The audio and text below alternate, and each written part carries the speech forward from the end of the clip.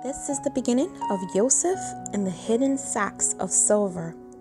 Remember, last story time we left off when Joseph's brothers found out that the money were in the sacks of the donkeys. So let's see what happens. Here we go. What's Yah up to? What has Yah done to us? They must have wondered.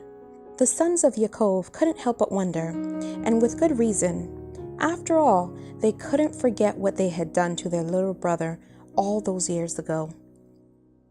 Before they even stopped to unload all the food they had brought home from their hot, dusty journey to Mizraim, they ran in to tell their father Yaakov all that had happened. The governor of Mizraim spoke harshly to us and accused us of being spies, they told him. And now Simeon is the prisoner until we bring back our brother Benjamin to prove we were not lying. Nope, their trip didn't go very well. But at least they came back with food. So they went back to their donkeys and opened their packs, and each one of them found a sack of silver sitting on top. "Oh no," they cried. "What will become of us now? It was bad enough when we found just one of our sacks of silver. Now we all have our money back. The governor of Mizraim will accuse us of being spies and thieves. He will come and put us to death for sure. We have to go back with Benjamin right away and prove to him we are honest men," which of course they weren't exactly. "What will happen next?" their father Yaakov cried. "Joseph is dead, Shimeon is gone, and now you want to take Benjamin away from me?" Reuben said.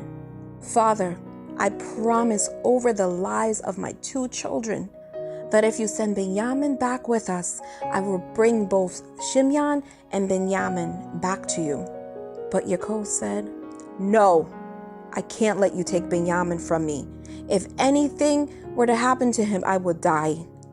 And no matter how hard they tried, they couldn't convince Yaakov to part with his youngest son. And so time went by, the famine got worse and worse.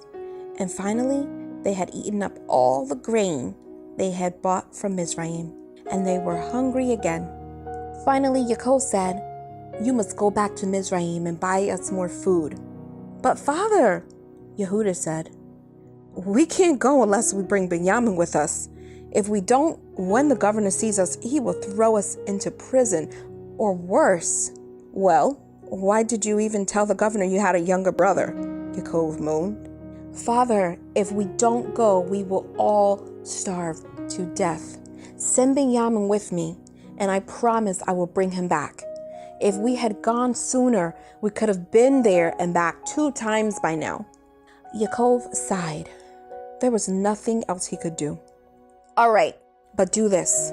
We still have some spices, some nuts, and some oils left. Bring them as gifts for this prince of Egypt, and bring him back twice the amount of silver. Maybe it was just a mistake that your silver was put back into your packs. Take your brother and go, but my heart will be breaking."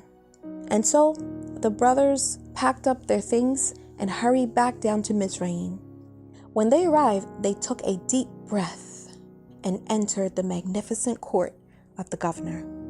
When Joseph saw his little brother Benjamin with them, he said to his chief steward, "Take these men into my house and prepare a meal. They will be having lunch with me today." And so the brothers were escorted to the governor's house. They were scared to death. "This is a trap," they whispered to each other. "He thinks we stole his silver. His soldiers are going to jump on us and make us his slaves forever." When they got back to the door of Joseph's house, they grabbed the chief steward by the arm and said, "Please, sir, we didn't take your master's silver. We found it still in our packs. Honest. And we looked and have brought it all back and more. We don't know who put our money back." "Don't be afraid," the chief steward said. "Your Yah, the Yah of your father Yaakov, put treasure in your sacks. Don't worry, I got your money." And then he brought their brother Shimeon out to them. Then the chief steward took them inside, gave them water to wash up, and food for their donkeys. After they washed up, The brothers laid out the gifts they had brought, and then they waited. The governor was going to arrive at noon. What in the world is going on? They wondered. What was going to happen next? What was Yah up to now? Sometimes we just have to wait and see. The end.